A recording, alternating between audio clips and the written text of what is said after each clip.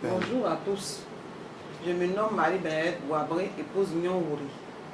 Je suis sage-femme depuis juillet 1987. Titulaire du diplôme de technicien supérieur en soins infirmiers CECI de Yaoundé en juillet 1995. Ce qui m'a ouvert les portes de l'INFAS pour y enseigner en 1996. Janvier 1996 précisément. Titulaire du master professionnel 2 en éducation et formation, spécialité encadrement dans le secteur sanitaire et social, avec le parcours formateur en septembre 2016. Dans cette vidéo, je vais vous parler de la profession sage-femme.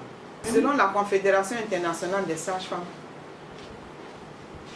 l'Organisation mondiale de la santé, OMS, et la Fédération internationale des gynécologues obstétriciens, qu'on appelle FIGO, la sage-femme est une personne qui a réussi le programme de formation de sage-femme dûment reconnu en Côte d'Ivoire. Je vais parler de la sage-femme en Côte d'Ivoire. Dûment reconnu en Côte d'Ivoire, où il est enseigné et qui a obtenu le diplôme requis pour être enregistré à l'ordre des sages-femmes et avoir le droit d'exercer légalement la profession de sage-femme.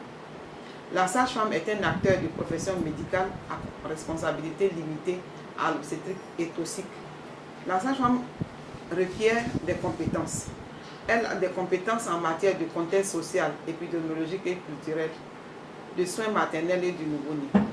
Des compétences en matière de soins prodigués avant la grossesse et des compétences en contraception.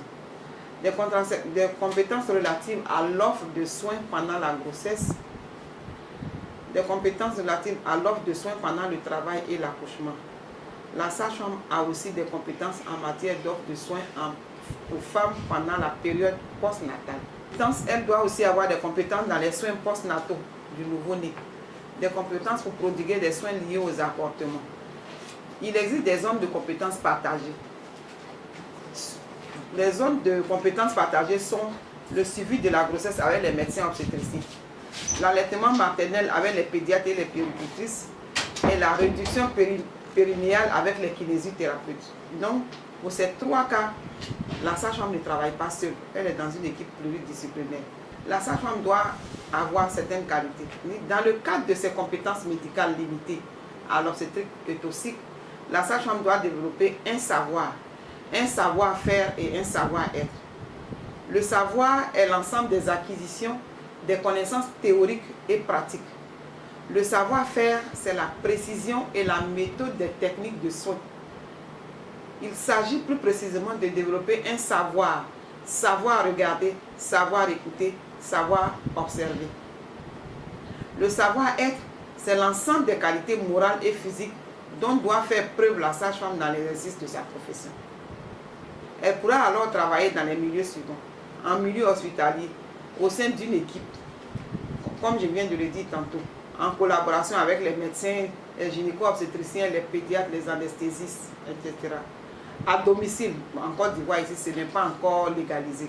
À domicile ou tout autre endroit où sa présence est requise. En PMI, dans un centre de santé avec l'équipe 4 de district. Elle a une responsabilité partagée en ce qui concerne la sécurité, la vigilance et l'hygiène hospitalière. Les perspectives d'avenir. Aujourd'hui, la sage-femme a la possibilité d'acquérir une licence professionnelle grâce au système LMD, dans le cadre de la réforme du système de formation qui occasionne l'universalisation de l'INFAS. Le profil aboutira à la création de divers masters tels que pédagogie, soins obstétricaux, pédagogie en management, pédagogie en échographie, etc. Je vous remercie. C'est petit.